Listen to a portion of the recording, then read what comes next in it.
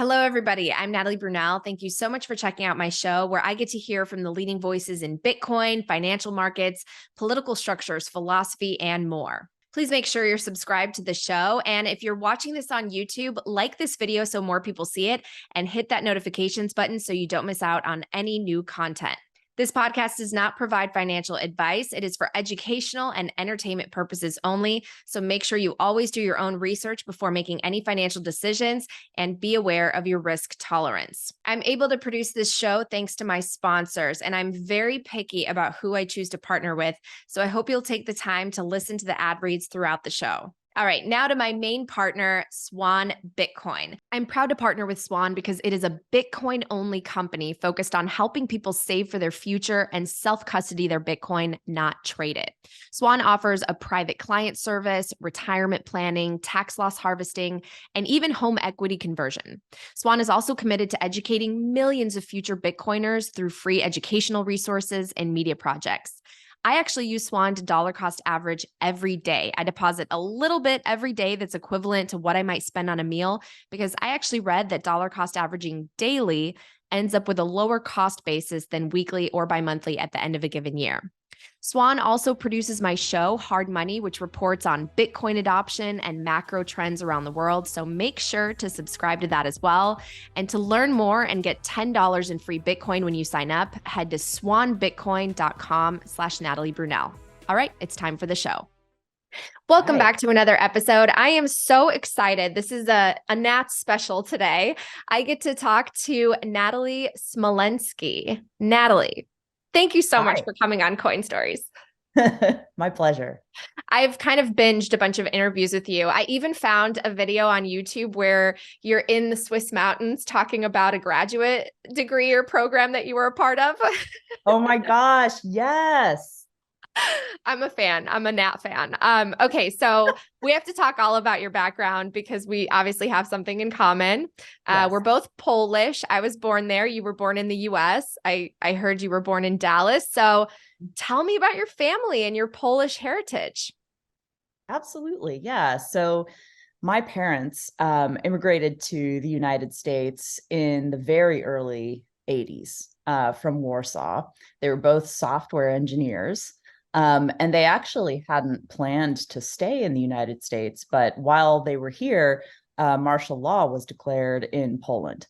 And they were both active in the Solidarity movement, and so concerned that if they went back, that they could be thrown in prison.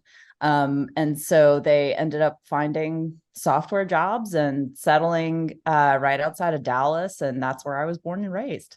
Well, that in and of itself is interesting to me because I grew up outside Chicago, and that, I believe, in terms of US populations, that has the second largest Polish population in the world behind Warsaw. Everyone moves to Chicago. So how did you not end up where I was? Honestly, I think it was the software industry. My dad found a job at IBM, and my mom worked in telecom. And Dallas, was it's been rivaling California for quite some time. So I didn't know that. Okay, yeah.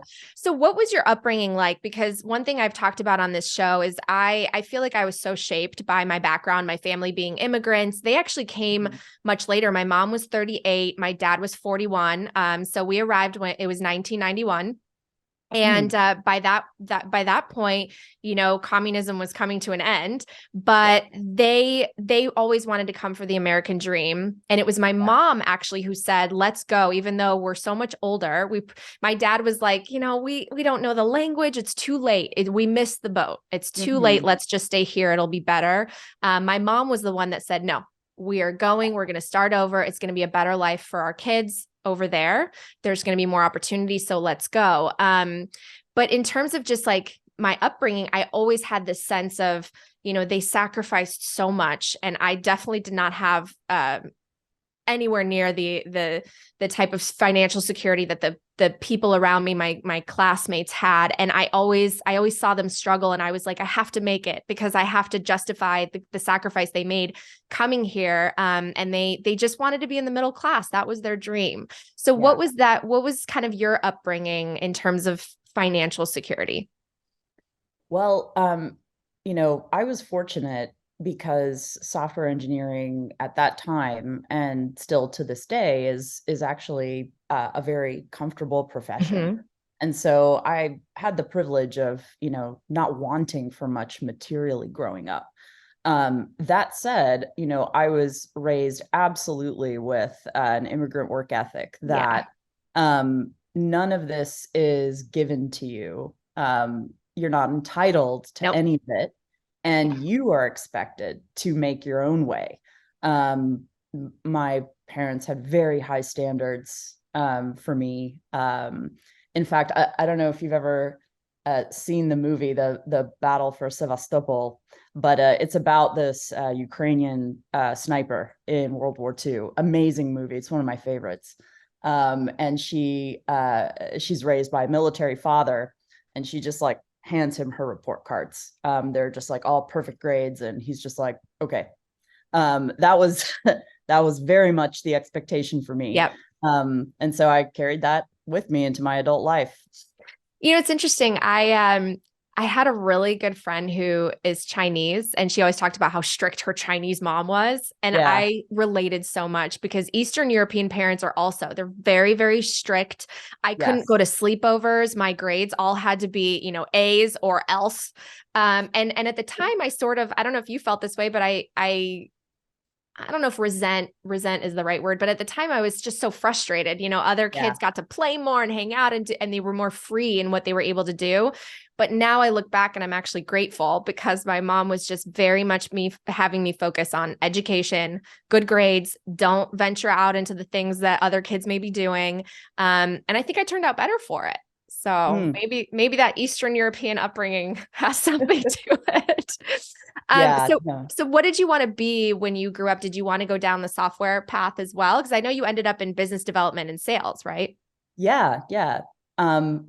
It's funny you ask that. I actually wanted to be as far away from a corporate setting as possible growing up. It was one of those things where like I saw my parents doing it. I saw the advantages as well as the disadvantages. And I was convinced that I was going to be a writer.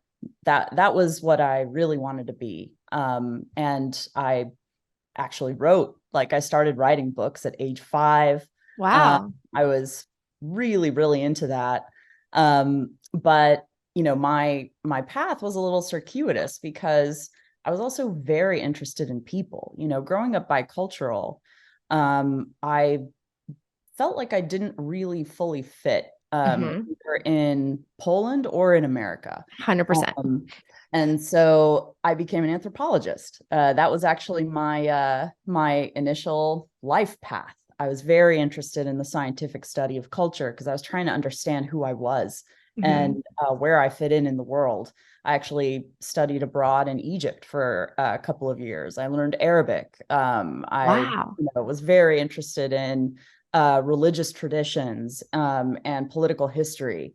But I ended up kind of coming to this crossroads where it became clear that the academic life wasn't what I wanted. And so, why not? Well, for a number of reasons. One is because I didn't have the freedom in the academic setting I was in to pursue my project. And that's a whole other story in and of itself. Is that why you ended up in the Swiss Alps? Yeah. I actually ended up doing something that's very hard to do, which is switching graduate programs. That is a challenge, and maybe we can talk about that on another episode.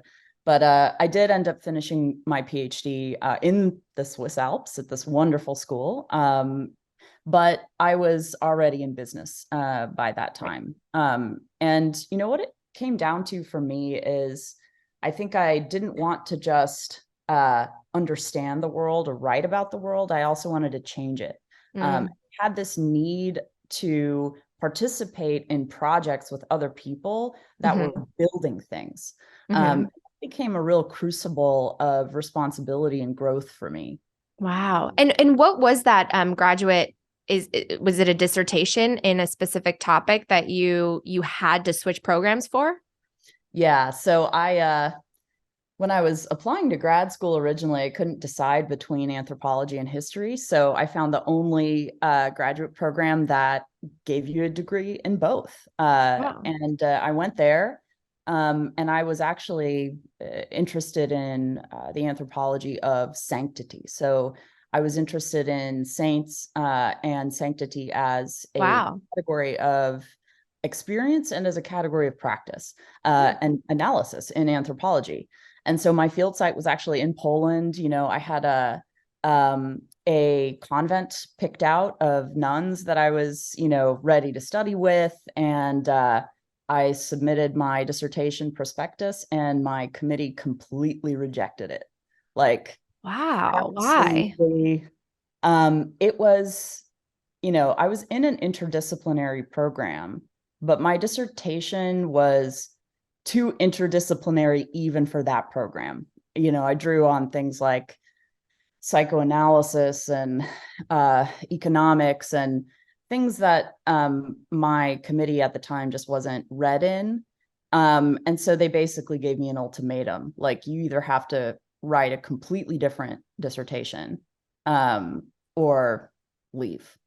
And And is that common? I mean, why I would imagine that at that level, you're able to pursue sort of the educational journey that you want to take for that. yeah, no, I mean that was my approach, and my thinking was, we're all colleagues here. We're here to learn from each other, and this is a relationship of mutual respect and pedagogical investment.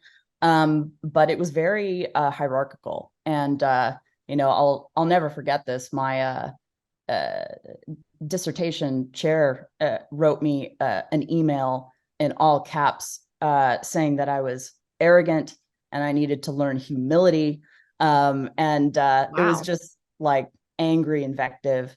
And so I was like, all right, I'm just going to go into business and like write my research Wow. independently. Wow. That's fascinating. And maybe we'll come back a little bit to that because obviously you've studied history so much. We do see, I think, a big shift where we're becoming much more secular and Yeah. we the founding of this country was during a time where faith was also important and God was at the center. And now religion, it's fascinating. I just moved to St. Louis, and one of the biggest controversies in this community where I live is that a lot of parishes are closing and they're Hmm. consolidating because unfortunately participation and Yeah. they can't even recruit church leaders. And so they have to kind of consolidate in and a lot of families here are really upset about that, but it's this greater secular movement where we're becoming less and less religious. So I'm sure that you have some probably thoughts on that. But real quick, business development and sales, I mean, what kind of business did you go into? What was your experience? Well, initially, when I left my graduate program, I went into advertising. I basically wrote a white paper on using social scientific methods to understand markets. And so I worked as a brand planner at the largest independent advertising agency in America, which is located here in Dallas. Oh, wow. Um, and I then, through friends, heard about an opportunity at a software company that specialized in education technology. And so I went there and led sales and services of that product. And just so happened that company had as a customer MIT. We ended up partnering with MIT to build the first open technology standard for anchoring digital credentials to Bitcoin. Mm, And so that was when I first became familiar with Bitcoin, learned, wow. read everything I could, started writing articles about it, wrote a book called Academic Credentials in the Era of Digital Decentralization. And that company also incubated the first commercial SaaS product for issuing verifiable credentials at scale. Mm, And so to this day, if you graduate from MIT, you can get a digital diploma anchored to Bitcoin, wow. using the technology that my company built. And That's so fascinating. Yeah, that was kind of how I started. But then that company spun out from the ed tech company and became its own thing. And so I Wow. went with them as the founding business development executive. Wow. And what year did you first hear about Bitcoin? What year were you really entering into the going down the rabbit hole? I think 2015 was the first year that I heard about it. Wow. And so, I mean, it's interesting because you are such an academic, and to me, you're like a combination of a philosopher and a historian. And I mean, you're a fantastic public speaker. I watched your recent CBDC presentation, and we'll talk about that in a second. Thank you. But what was that like being in sort of a corporate and business sales environment? Total culture shock. So this Yeah. is where I had to draw on my anthropology fieldwork skills because it was totally different culture. You know, in academia, it's all about often often the behavior that's rewarded is like being the smartest person in the room. Kind of sucking the air, the attention away from others and it's very there are a lot of lone wolves. Yeah, I bet. There can be a focus on like my individual career advancement. Business is totally the opposite. It's all about working as a team, Hmm. collaborating. You express a point of view, but you also listen and take into account what other people have to say and their view, and you do it together.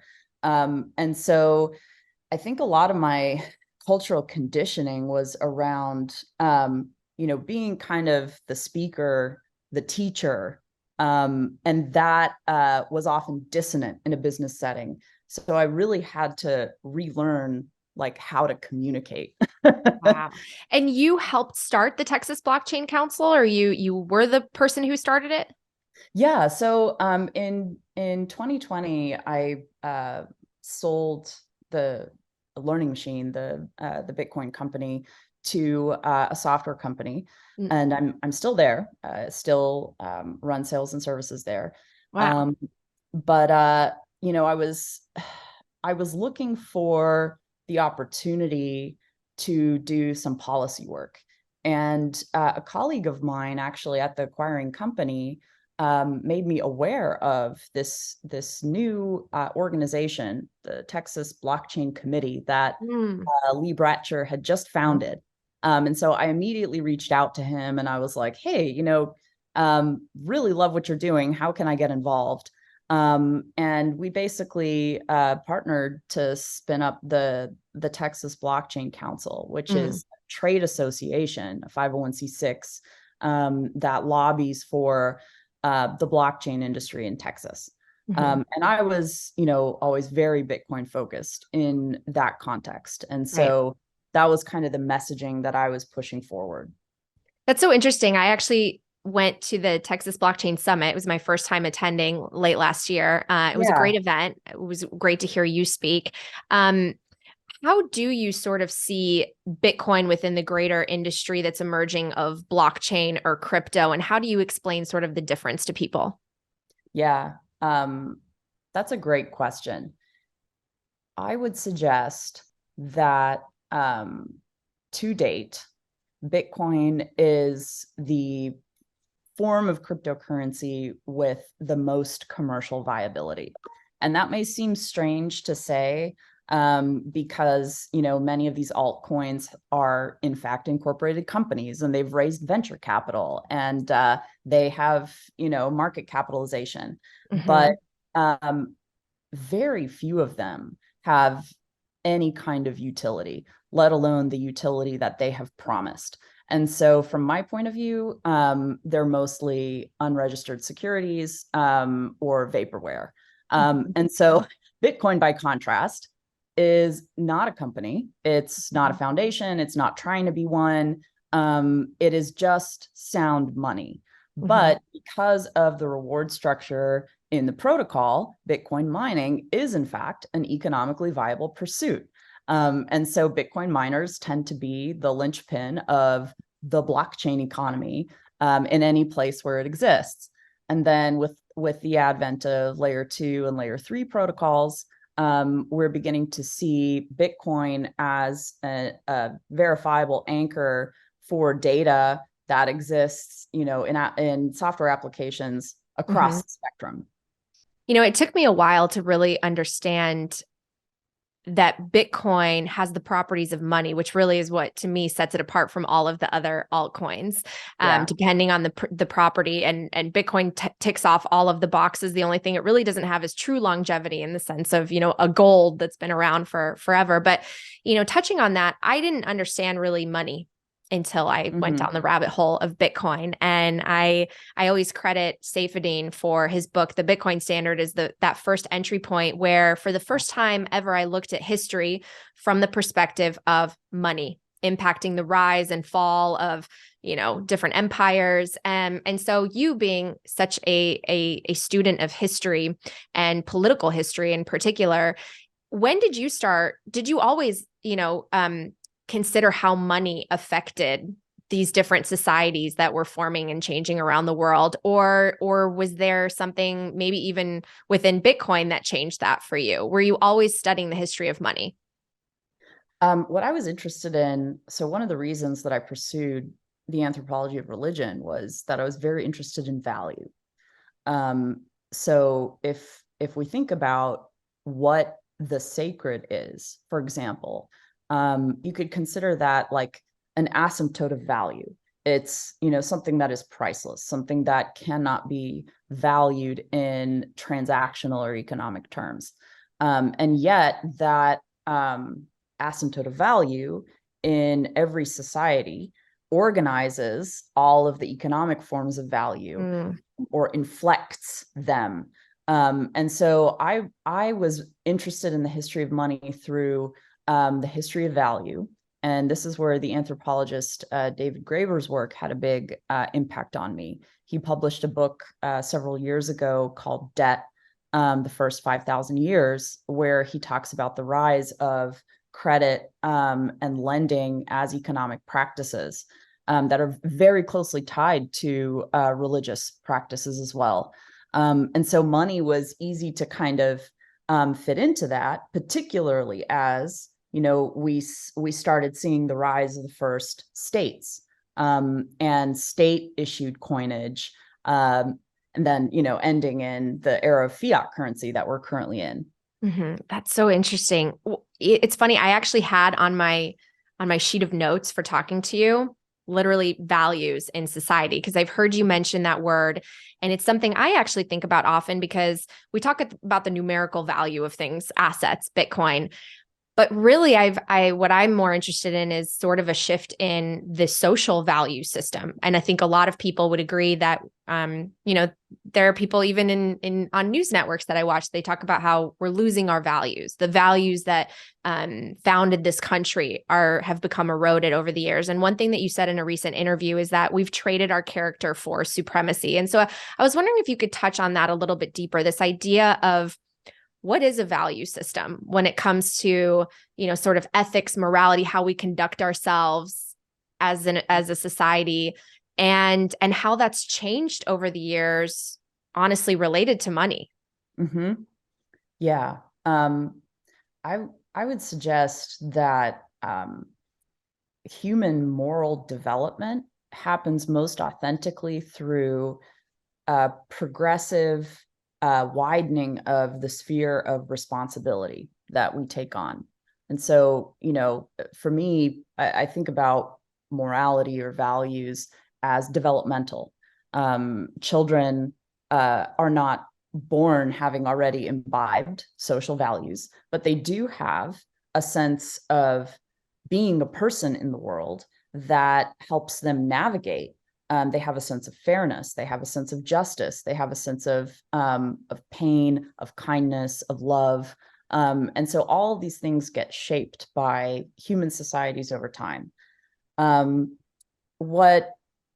What has disrupted, from my point of view, part of this moral autonomy is the taking away or the removal of the responsibility that comes from the material constraints of sound money or sound value.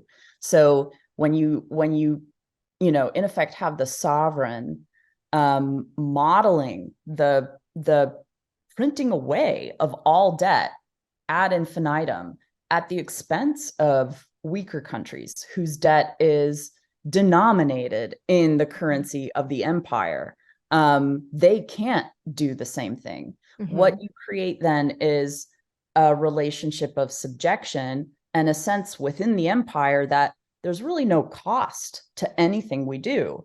And so we can fight endless wars. We can continue to grow our entitlements. We can spend on virtually anything, and we never have to make any decisions that would indicate what we value, what we prioritize as a society. That makes me think of that deficit without tears, right? Can we actually let's break some of that down, especially for maybe there are people listening or watching this who may not be as far down the rabbit hole as others. Can you talk a little bit about that process of, becoming the world's reserve currency and how in a way that was almost like that ushered in sort of the golden era that a lot of us think of as America at its best, right? The middle class, a strong middle class. You had the house with the white picket fence, and your kids could were safe in a community, and they got a good education, and those sort of the true American values that I think a lot of people are nostalgic for today, that a lot of people want to return, and we see this populism uprising, right? And we make it so political these days, even though I don't think it's as political of this person on this team is going to fix it over this one. It's truly rooted more in our monetary system and in how we measure economic value and who gets to dictate that. But truly, it's what a change there has been in sort of the American culture, the American fabric, and the sense of the American dream that brought our families here. Mm-hmm. Yeah. So I was just talking about this with a friend the other day. America doesn't yet have a strategy for the era of Bretton Woods 3. So Zoltan has talked about this, others have talked about this, where we're now in an era called Bretton Woods 3, which is characterized by a return to commodity-based currencies. Well, that was the underpinning of Bretton Woods 1 as well. The United States was able to make the dollar the world's reserve currency because at the time we had 3/4 of the world's gold reserves. And so we could peg the value of the dollar to a certain amount of gold. And that was what gave, these post-war impoverished countries the confidence that trading in the US dollar was in fact trading in something of value. The problem was that we immediately used this power to wage war. So the Korean War in 1950, which put us from a net surplus to a debtor status for the first time. And instead of rebuilding our financial position, we decided to monetize our debt. So we did something that no empire had ever done before in history, which was to make our debt the world's reserve currency. We depegged the dollar from gold, ushering in the era of Bretton Woods 2. And when you don't have an independently verifiable sound source of value underpinning your currency, all you have left is sovereign violence. And so that was the era in which American imperialism really accelerated around the world. We just began fighting, wars that were not officially declared wars, all kinds of proxy war conflicts. And we began to associate that military, not just supremacy, but like intervention everywhere all at once with the American interest. And so rather predictably, there's been a global backlash against that. And the BRICS countries are in the process of forming their own SDR that is underpinned by commodity value in order to get away from this US controlled currency reserve system. And so from my point of view, geopolitically, the most strategic thing the United States can do right now is to restore its creditor position. through the buildup of a commodity reserve, specifically a Bitcoin strategic reserve. It's time for a quick break to hear these messages from my partners. First up, iTrustCapital. iTrustCapital lets you invest in Bitcoin for your retirement with the tax benefits of an IRA. You can defer taxes on gains using a crypto IRA, or with a Roth IRA, you can withdraw tax-free at retirement. And here are some important things to know given the recent crypto contagion. iTrust does not lend against client assets. iTrust accounts are also FDIC insured up to $250,000 US, and iTrust does not hold customer assets or money. Assets are actually held between Coinbase custody and a custody platform called Fireblocks. And Fireblocks, by the way, underlies pretty much the entire industry.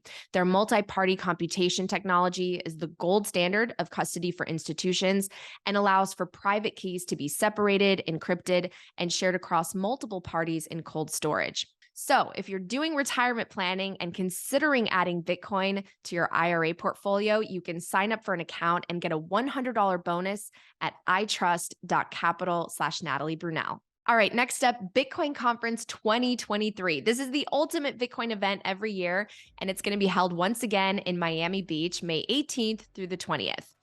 Last year, there were about 30,000 attendees, and it's hard to believe the scale until you see it in person. There are incredible speaking sessions featuring the world's biggest Bitcoin voices, networking events, games, parties, and of course, Soundfest. I actually credit my career transition to the Bitcoin conference because I went for the first time in 2021, and that's where I dropped my first episodes of Coin Stories, not expecting this to become my full-time job at all, but just hoping to meet Bitcoiners and find more guests for the show. I actually went up to people like Michael Saylor backstage with a business card, and that's how I got him to come on the show. So anything can happen there, especially if you dream of working in the industry.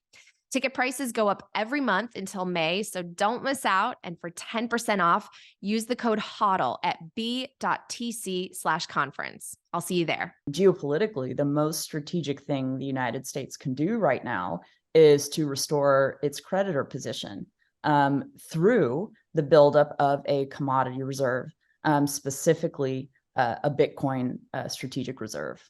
Is that something that you are essentially advocating for to policymakers, to elected officials, saying, hey, we should be buying Bitcoin as a country that will give us our economic advantage back? Yes, absolutely. Wow.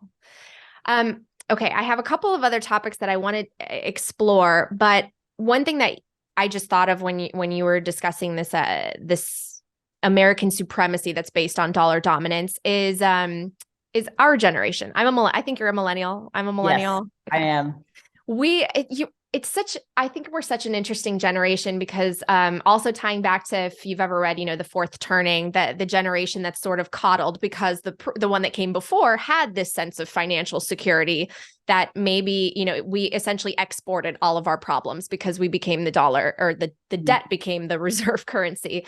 But our generation's interesting because we have only known sort of economic crises as we entered into our adult life. I graduated into a recession prompted by the great financial crisis. And I saw my family, just as they were finally able to afford a home and achieve the so-called American dream, very modestly outside of Chicago, they lost it and had to start over again. And that was, I think, my big seed that was planted for really looking for Bitcoin and appreciating it down the road is, why the heck did this happen? How could this happen in America to hardworking people who, pay their taxes, play by the rules, are good people? They didn't want something extravagant.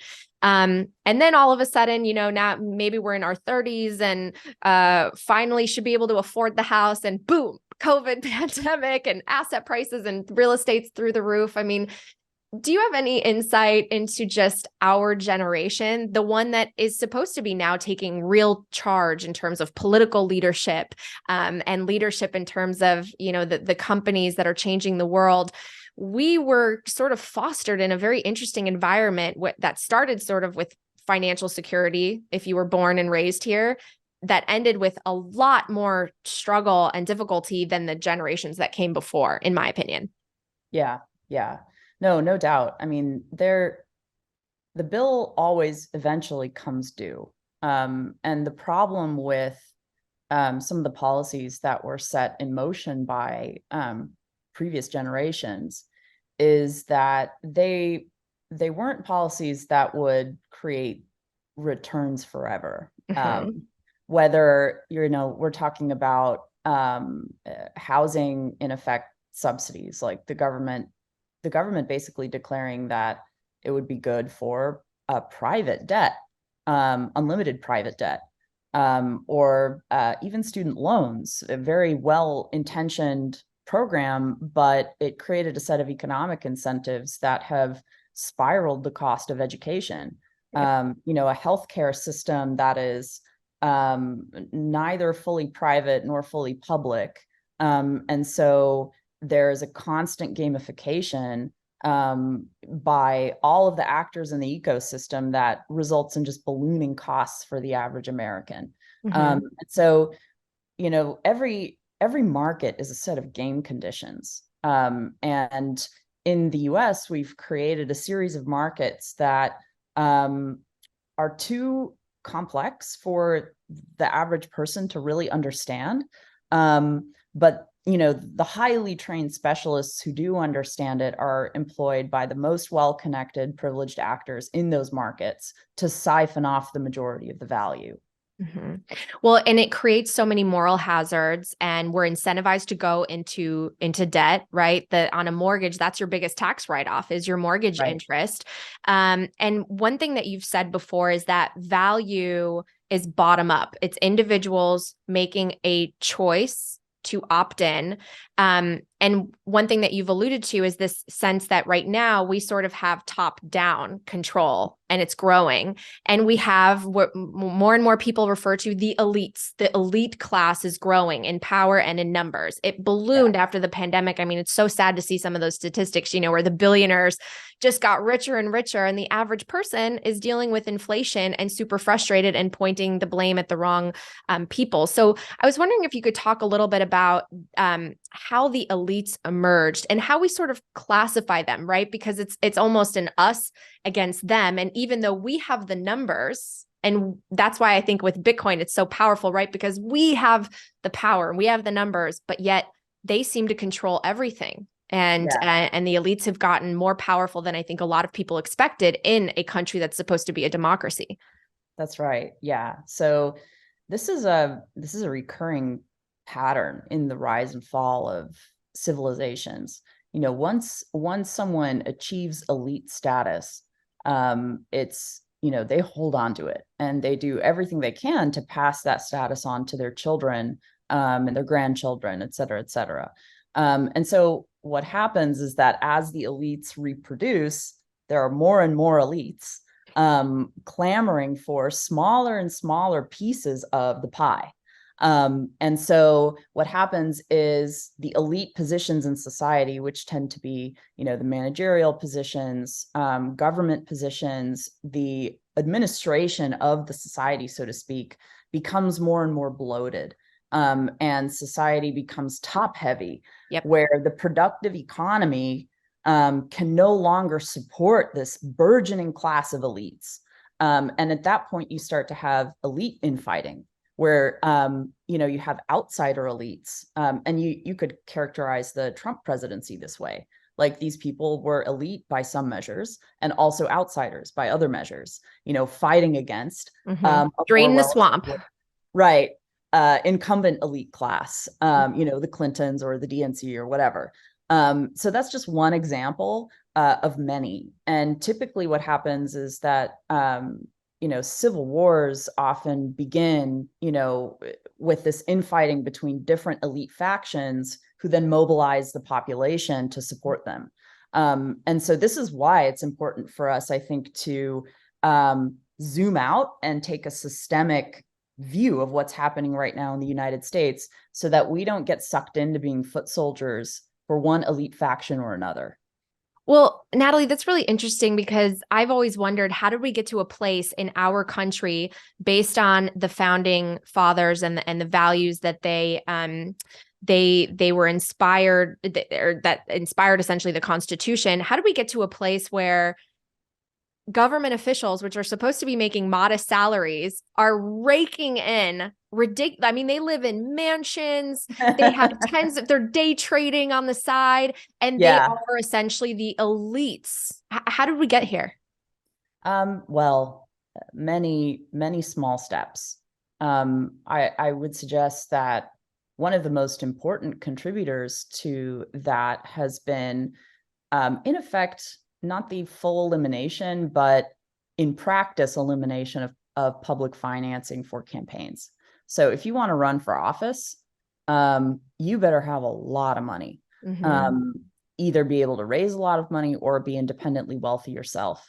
If you look at the cost of running for Congress, running for Senate, running for state Senate, running for president, I mean, it hockey sticks. Like every year, it's much more expensive than it was the year before. And so what that suggests is that the democratic or the electoral process has been reserved for the wealthy. I have a question for you, and I don't know if your Polish background can help shed some light, but my parents came here for the American dream. They're firm believers in capitalism, and they have felt over the years that America is going in the direction of essentially the country that they left. And, one thing I don't talk a lot about, but it's something that is a reality for me and watching the experience of my parents is they left and sort of took off on this rocket ship in terms of the peers they left behind in Poland thought, oh my gosh, they're in America, they're doing so well and they're going to do so much better than all of us. And then fast forward all of these decades, and after the financial crisis, especially, my parents are in many ways financially worse off than the people that they left behind in their peer group in Poland. And say what you will about the issues with socialism, and obviously Europe has a ton of issues, but they expected to be in a position where, because America was the land of opportunity, that their financial security in their old age wouldn't be so difficult. And then they look at their peers in Poland, and many of them are living a much better life. Do you have any takes on that?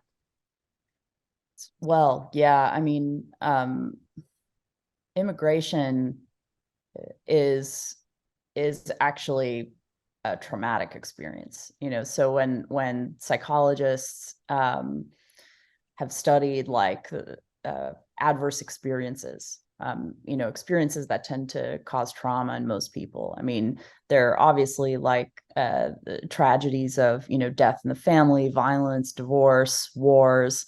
But immigration, moving from one country to another, actually is a kind of violence. It's a social violence. You're uprooted from your social context that and placed in a new one.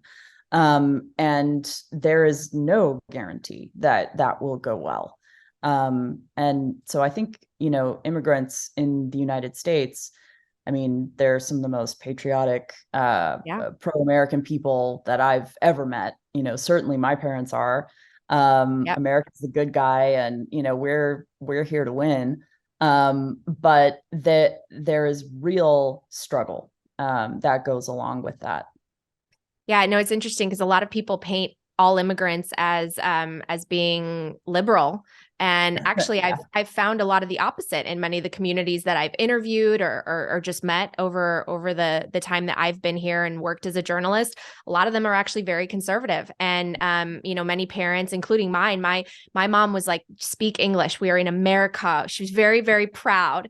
But it's interesting to see people who left a communist country and wanted so badly to live in a place where there is a lot of risk and there's difficulty and hardship, but it's based on how hard you work and this premise that you can come from any background here and make it. Maybe you won't achieve Jeff Bezos status, but that was never the goal for them. They just wanted a good life. They wanted really that middle class life. And yet it's gotten so much harder. And you see people today in a very cavalier way, I think, throw around the terms of communism, fascism here, when they really don't understand what it's like. But I also see their point in a sense of, are we moving in that direction? Because we do have more and more of this top-down control. Right. And people, when we do come into situations of crises or conflict, people are willing to give up some of their freedoms because they're scared or they're Right. told to be scared. And so are we headed in that direction? Like, what's your take? I know you've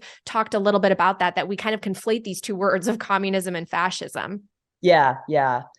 No, I mean, I think the terms communism and fascism are, they need to be looked at historically. Like they can't be understood as anything essential.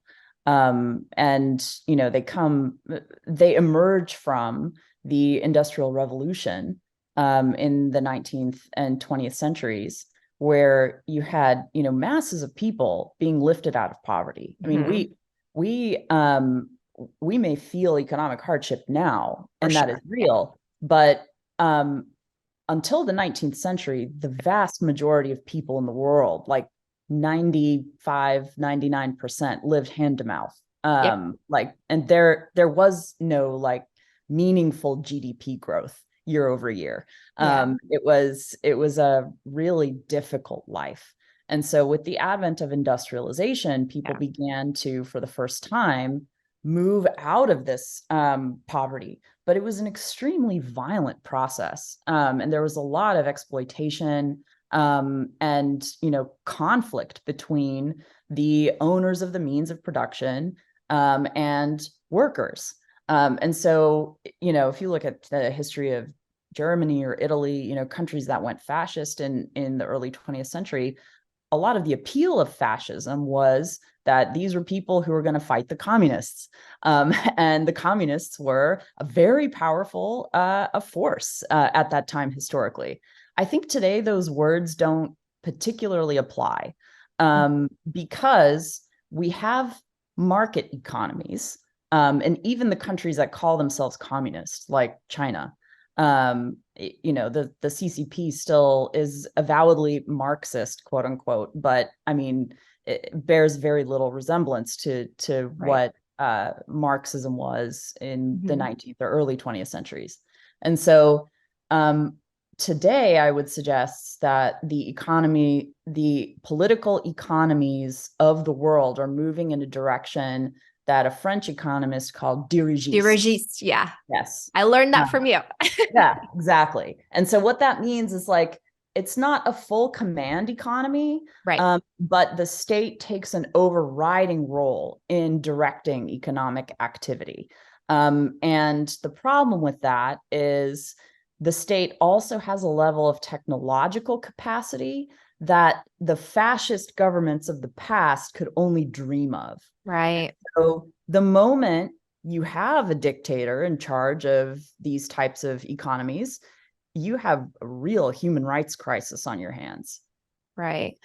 It's so interesting because you're right. I mean, we almost have this hybrid where there are elements of capitalism, but there's also elements of total centralization and control where people, we're taxed so much. And when you add on top of that money printing and inflation, we're taxed even more. And it's like our wealth is constantly, the goalpost is changing and you're running on this treadmill. And I think, again, kind of going back to our generation and younger, just feeling like they can never afford the things that their parents could or their grandparents could. It's really difficult to accumulate assets. And so the people who have them, they're at a great advantage and they obviously want to maintain that position of power. And one thing that's interesting is you do hear these cries more and more for a distribution of the wealth, right? We deserve a piece of the pie because they got that through corporate greed. And that's what's so bad about capitalism is corporate greed. And you see that being weaponized, I think now politically and within media.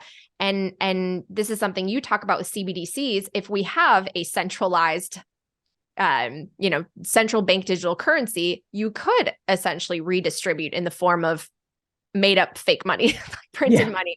You could just hand it directly to the people in the form of direct stimulus. And so I want to talk to you about CBDCs because you're obviously very worried that we're going to head in this direction, even though there have been public officials and central bankers who have said, no, we're not going to have a central bank digital currency. I would say that you'd probably argue that that's not the case. We've seen it rolled out in countries from the Caribbean to Nigeria, as well as obviously everyone's familiar with China testing it in the social credit system.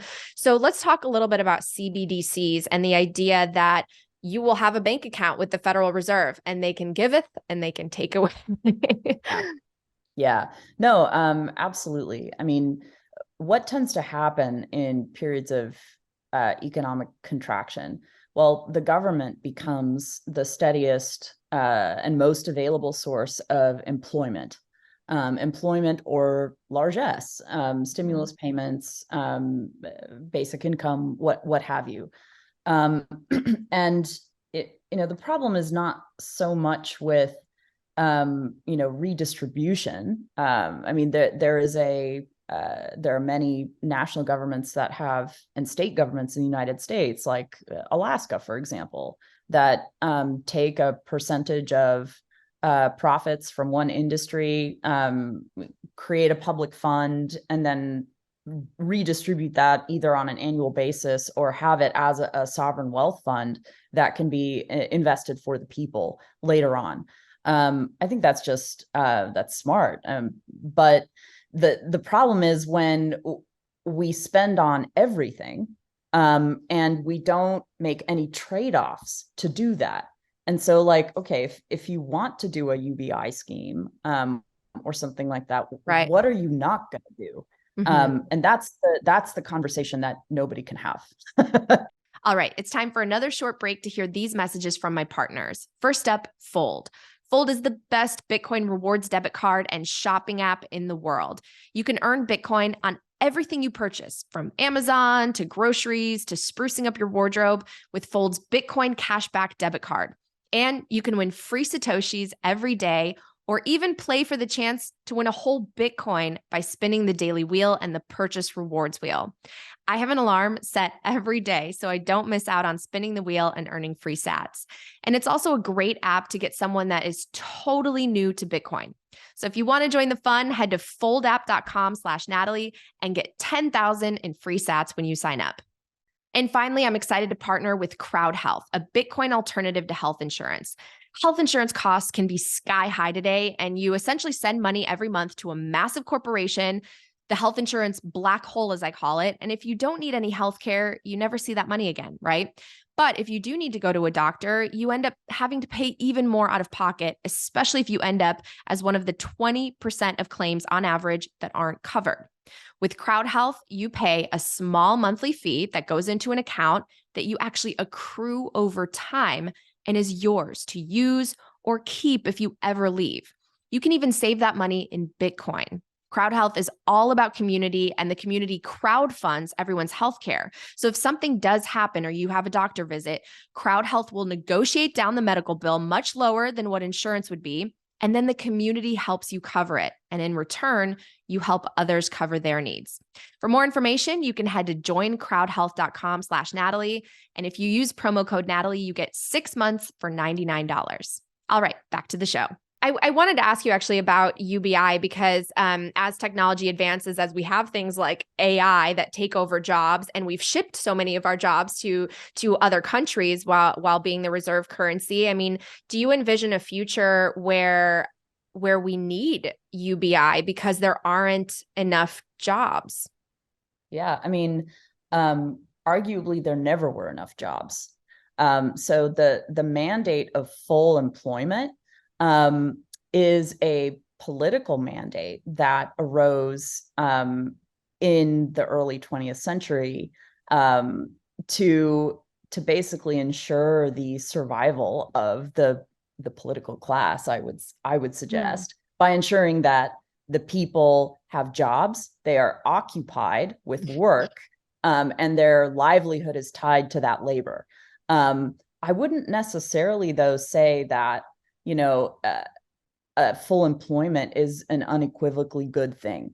I mean, if we were all slaves, employment would be at 100%. Right. And what kind of society is that? Mm-hmm. And so I'm actually fully on board with getting rid of full employment as this like self-evident political goal, because that's partly also what leads central banks to destructive monetary policy. That said, if we are going to suggest that jobs should be jobs with dignity, that they should pay people fairly for the work that they do, that necessarily means there will be fewer jobs to go around. What are we going to do to preclude the social unrest and violence that could emerge, with a population that has no income? And so I think from a human liberty standpoint, actually giving people the option to work or not work is a valuable goal. But UBI, even where it is implemented, it isn't going to be like this luxury, like blank check. Like it likely will be just like the bare minimum, and maybe not even that. And so there still will be an incentive for people who want to improve their material situation in life to work. It just won't be something that, if you don't have a job, you lose everything. Right. The changes that have happened in the labor market, especially in the US, are really interesting to me because there are so many areas of the economy that aren't truly productive, right? They don't actually contribute value. It's like the financialization that's happened. Like, what are all these people are pushing papers around and numbers. Right. They're not producing goods for the future. They're not, it's nothing. We've shipped off all of the industrial work and more and more, I'm sure you've seen that we have entered into a situation where one income's not enough. So when you're talking about full employment, you're not just talking about it within the economy, but also the whole house has to basically work and contribute, sometimes multiple jobs. What's your take on how we can change that? Because I'm sure within your anthropological work, you see that impacts a lot of things. That impacts the family unit, of course, because you become more dependent on the state if everyone has to work and you can't make ends meet and acquire assets and acquire the home and have the time to raise your kids and send them on the right track and be there for their educational and their development experience. So these are things that have much greater, I think, consequences and impact when you zoom far enough out. Absolutely. I mean, we don't have to go back that far in history to remember a time when, children were desired because they were extra hands to help on the farm. Manual labor, yeah. That's right. They were contributing to the productive economy, which was a largely survival economy. Very few people broke out of the structure of the cycle of survival. And so, a lot of people want to romanticize that and say, oh, well, those were the good old days where everybody had the right values. But I mean, a society cannot advance, a civilization cannot advance scientifically, materially, economically, if everybody's just trying to survive. I mean, think about how many geniuses we've never heard of because they spent their entire lives in the fields, picking cotton or digging trenches or, serving as a maidservant in some wealthy family's household. And so that's just not a world that we want. But it takes building the defaults, the governance defaults and the economic defaults to ensure that people don't fall back into that. Well, so to go back to the idea of CBDCs, what are your biggest concerns? Because many, I think, in the Bitcoin space would argue that moves us more in the direction of sort of a digital dictatorship, more control, more surveillance because it's digital. What do you want people to know about CBDCs and why do you do the work that you do on them? The CBDCs just represent the end state of the logic of financial policing that has been growing over the past several decades. So every few years we have new AML legislation passed, since the 1970s in the United States that has progressively restricted the sphere of individual autonomy in how we use our own money. and transacting. AML being anti-money laundering, right? That's right. That's right. So under the guise of, fighting terrorism, Right. whatever, this surveillance has and control have increased. Well, CBDCs just take that control down to the level of, every token. So like every digital dollar, every digital cent can now be fully programmed to only be spendable under the conditions that the state decides. And so it's fully controlled money.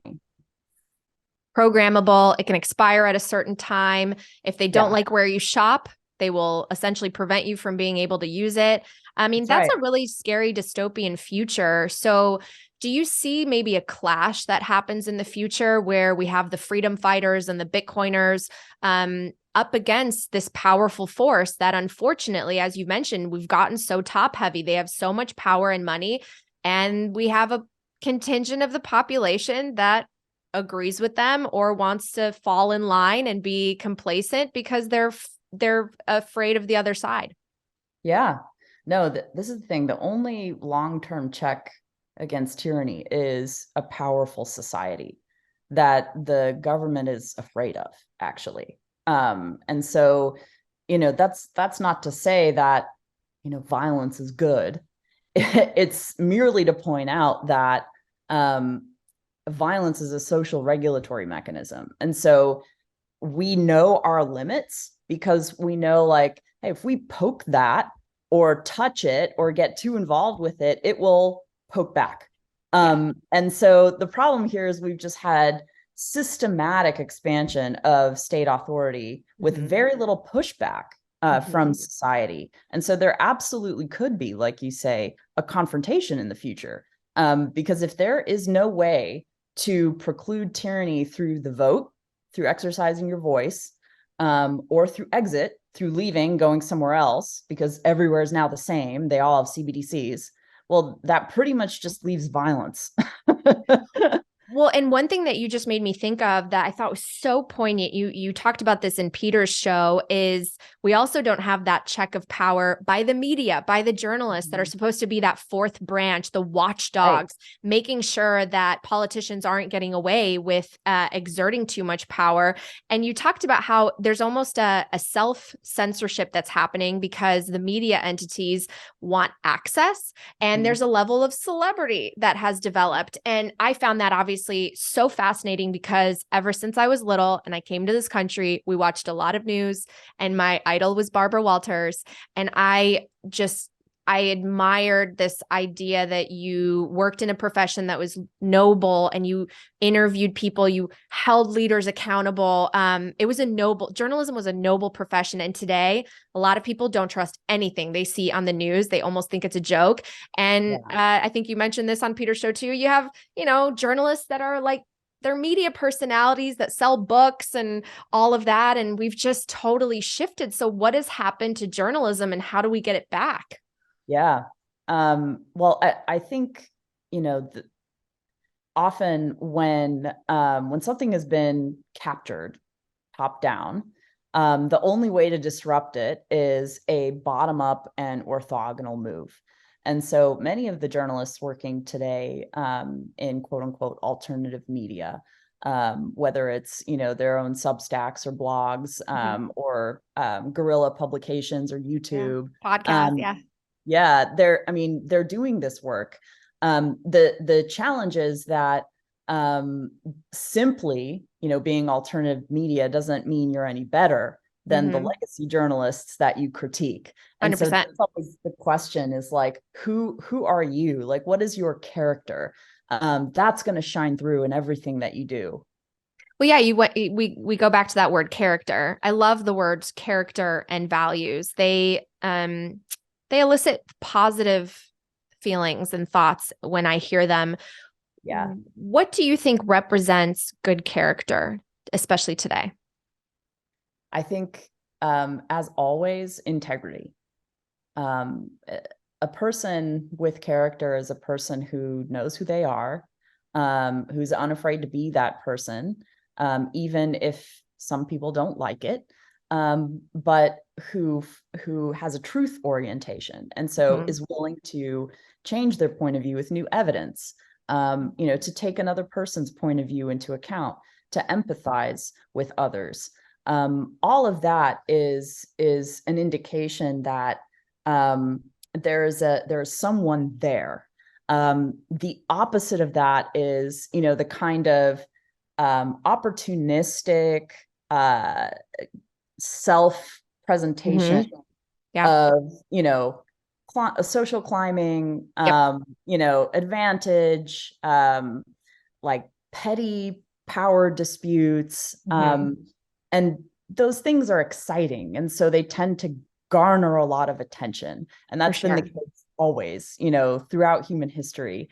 So we just have new media in which to work out these perennial conflicts.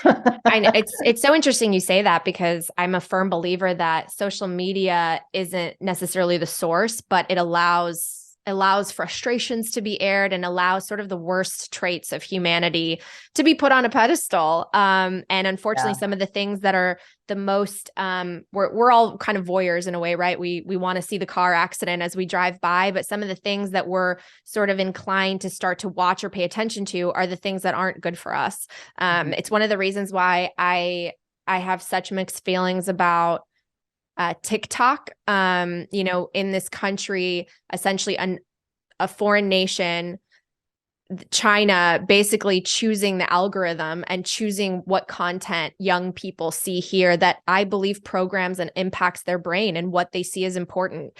I think that there's something very deeply wrong with that. I've said on other shows that, before you invaded a country kinetically through military power and through violence. Well, today you can invade a country through corrupting their moral system, through digital surveillance, through through these methods that didn't exist because of technology before, and those are potentially far more dangerous. One thing before we start to wrap up, I wanted to ask you about is, you've done work with digital IDs, and I was curious about something, because in the last couple of years, especially with the pandemic, there was such a pushback of toward voter IDs. And there's so many questions about our election integrity.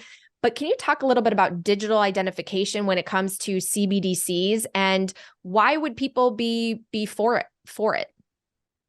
Yeah. So when we talk about digital ID, all we talk about is identifiers that are used online. But you'll need one for a CBDC, right? Like, essentially, you will need to prove your identity. Yeah. So digital ID is, like, I would say, a huge topic. But the type of identity verification required for the use of CBDCs is like one instance of that. So it's a subset or version of many other forms of digital identity. Like if you use a username and password to log into Twitter, that's digital ID. If you use a public key to transact with Bitcoin, that is a form of digital ID. But what they're talking about with CBDCs is identity verification, which is a much more invasive or intrusive way of using digital ID. Because what they're talking about is proving that you are, in fact, this specific individual. And that becomes very dangerous because once that is proven, that information can be endlessly replicated across, an infinite number of databases all over the world. And so suddenly, like, every transaction you've ever made is visible to the government of China. Crazy. Even if China and the United States don't formally share information, each of those governments shares information with governments who share information with governments that, through the telephone property eventually makes this information accessible. Right. It's very dystopian. Right. I mean, you've talked about the 18 intelligence agencies, and I've recently had some fascinating talks with Whitney Webb. She discusses sort of the links between organized crime essentially and intelligence agencies throughout history. Yeah. And so we enter into a dangerous place when your data is basically out there and people can track you and people can monitor what you're buying, and they develop profiles on you that, depending on whether you conform to what they see as a good citizen, you could potentially be put on some list that you're kind of going in the direction of a dissident, and that's, again, that's not American. That's not the kind of future that I would want to see for myself or one day when I have a family.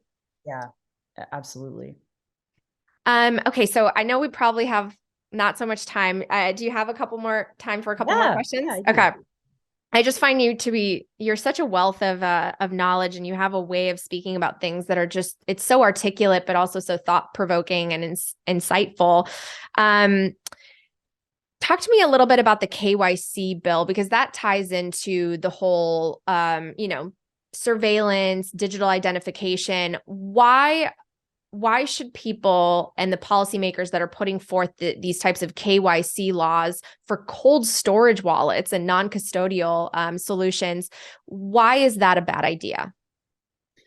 Yeah, so KYC, or know your customer, is a set of regulations that financial institutions worldwide have to abide by in order to open bank accounts and process financial transactions. It is ostensibly a anti-terrorism measure, anti-money laundering measure, which is why it's often referred to as AML KYC. The problem with that is that it presumes that a third party should have authority over how individuals transact with their own property. And so it's problematic from a property rights standpoint. The other thing about it is that these systems are so highly gameable that the actual terrorists and money launderers out there are able to use the legacy banking system with these regulations in place like 99% of the time. Yep. And so who ends up actually getting penalized? Ordinary people who are doing nothing wrong, who are not suspected of a crime, who there's no reason to even suspect them of having committed a crime. So it's a real problem. I find it fascinating because let's ask Elizabeth Warren, would she like for someone to be able to just open up her bank account and see how much she's got in it, what transfers she's making, every purchase that she's making? I mean, some of these things are just, they're so ludicrous, but in a world where we're getting rid of physical cash, it's like, we have to be very careful what laws policymakers are putting forward. I wanted to ask you about your conviction for Bitcoin. How strong is it in terms of, we're still very early. It's a very volatile asset that we don't have as much penetration globally as we'd like to, although we're moving fast in the right direction.